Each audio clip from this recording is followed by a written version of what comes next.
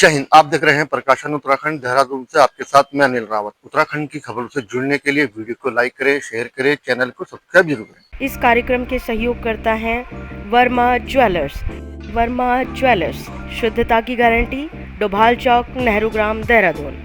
अब दिल्ली दूर नहीं, पीएम मोदी ने किया दिल्ली देहरादून इकोनॉमी कॉरिडोर का लोकार्पण।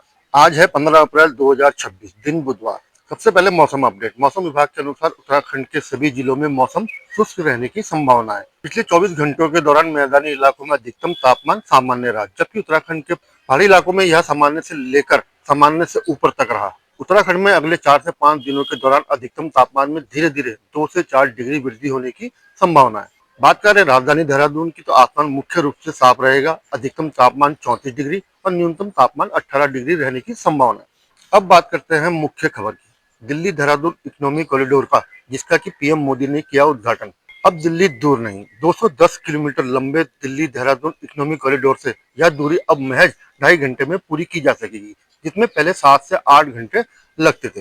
सबसे पहले दिल्ली देहरादून एक्सप्रेसवे की विशेषता है। दिल्ली उत्तर प्रदेश उत्तराखंड राज्य शामिल, कुल लंबाई 213 किलोमीटर, लागत 11,963 करोड़ रुपए, 12 किलोमीटर लंबा, एशिया का सबसे लंबा वाइल्ड लाइफ कॉरिडोर, 200 मीटर लंबे 2 एलिफेंट अंडरपास, 6 एनिमल पास, 370 मीटर लंबी सुरंग, 6 लेन का एक्सेस कंट्रोल कॉरिडोर, 2 आरओबी, 10 पुल, 7 इंटरचार्ज।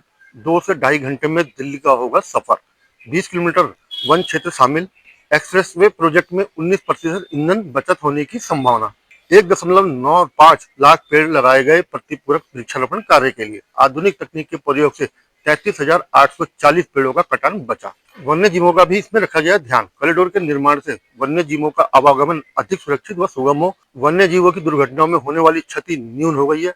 लगातार निरीक्षण में देखा गया है कि हाथी समेत नीलगाय, सांबर, लेपर्ड, जंगली सुअर और अन्य वन्य जीव इस कॉरिडोर का सहजता से उपयोग कर रहे हैं। पहली बार विस्तृत भाग में नदी व वन क्षेत्र एलिवेटेड मार्ग का निर्माण किया गया है। इस वजह से इस प्रोजेक्ट को अमली जामा बनाने के दौरान किसी भी मानव का विस्थापन नहीं हुआ। कॉरिडोर निर्माण से वन्य जीवों के विचरण का दायरा बढ़ने से उत्तम गुणवत्ता का वन्य जीव जीन पूल तैयार हो सका है। पूर्व में स्थानीय लोगों द्वारा बंदरों को भोजन खिलाने की प्रवृत्ति से दुर्घटना की आशंका बनी रहती थी। वर्तमान में इस समस्या में उल्लेखनीय कमी आई है। वन्य जीवों के सुरक्षित आवागमन की सुविधा के लिए ध्वनि व वायु प्रदूषण को न्यून किया गया है। अगले 20 वर्षों में 2.44 मिलियन टन कार्बन ऑक्साइड उत्सर्जन में कमी आएगी। यह लगभग 65 लाख वृक्षों के समान है। लगभग 19% ईंधन की बचत होगी। अब बात करते हैं मुख्य खबर की। प्रधानमंत्री नरेंद्र मोदी बोले, विकसित भारत के लिए प्रगति प्रगति और संस्कृति की त्रिवेणी जरूरी। प्रधानमंत्री ने देहरादून में जसवंत मॉडर्न आर्मी ग्राउंड गढ़ी कैंट में आयोजित समारोह में 210 किलोमीटर लंबे दिल्ली देहरादून इकोनॉमी कॉरिडोर का रिमोट दबाकर लोकार्पण किया। इससे पहले प्रधानमंत्री ने गढ़ी कैंट तक 12 किलोमीटर लंबे रोड शो में प्रतिभाग करने के साथ ही डाट काली मंदिर में दर्शन करने के उपरांत पूजा भी की। प्रधानमंत्री ने देशवासियों को बैसाखी और बिहू पर्व की शुभकामनाएं देते हुए कहा, आने वाले दिनों में उत्तराखंड में स्थित पवित्र 4 धामों की यात्रा भी सुगम होगी, जिसका देश भर के आस्थावान लोग प्रतीक्षा करते हैं। उन्होंने कहा कि उत्तराखंड राज्य स्थापना के अपने 26वें साल में प्रवेश कर चुका है। अब राज्य की प्रगति में दिल्ली देहरादून एक्सप्रेस वे भी शामिल हो गया है। प्रधानमंत्री ने कहा कि कुछ साल पहले उन्होंने बाबा केदार की धरती पर अनायास ही कहा था कि इस शताब्दी का तीसरा दशक उत्तराखंड के नाम होने जा रहा है। उन्होंने कहा कि यह देखकर बहुत खुशी हो रही है कि डबल इंजन वाली सरकार की नीतियों और उत्तराखंड के लोगों के परिश्रम से उत्तराखंड तेजी से इस राह पर आगे बढ़ रहा है। प्रधानमंत्री ने देश के विकास में सड़क, रेलवे, रोपवे और वाटरवे की भूमिका का उल्लेख करते हुए कहा कि कुछ लोग भविष्य जानने के लिए हाथ की रेखाओं को दिखाने के लिए ज्योतिष शास्त्र के शरण में जाते थे। आज इसी तरह सड़कें राष्ट्र की भाग्य रेखा बनती जा रही है। उन्होंने कहा कि बीते 1 दशक से सरकार विकसित भारत के लिए ऐसी ही भाग्य रेखाओं के निर्माण में जुटी हुई है। ये भाग्य रेखाएं सिर्फ आर्थिक का आधार नहीं बनेगी, बल्कि आने वाली पीढ़ी को समृद्धि की गारंटी भी बनेगी, और यही मोदी की गारंटी भी है। उन्होंने कहा कि बीते 1 दशक में सरकार ने इन विकास रेखाओं के निर्माण में अभूतपूर्व निवेश किया है। वर्ष 2014 तक पूरे देश में इंफ्रा प्रोजेक्ट पर 2 लाख करोड़ भी खर्च नहीं हो पाते थे, जबकि आज यह राशि 6 गुना से अधिक बढ़कर 12 लाख करोड़ के पार पहुंच चुकी है।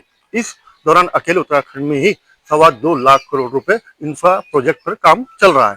प्रधानमंत्री ने कहा कि कभी उत्तराखंड के गांवों में सड़कों के इंतजार में पीढ़ियां बूढ़ी हो जाती थी।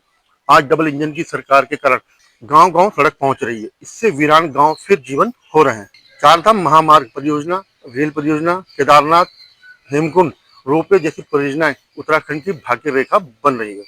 वहीं भाजपा ने पीएम मोदी द्वारा लोकार्पण दिल्ली देहरादून इकोनॉमिक कॉरिडोर को देवभूमि के विकास का एक्सप्रेसवे बताया। प्रदेश अध्यक्ष एवं राज्यसभा सांसद महेंद्र भट्ट ने इसके लिए प्रधानमंत्री का आभार व्यक्त करते हुए कहा कि अब विकसित उत्तराखंड की रफ्तार कोई कम नहीं कर सकता।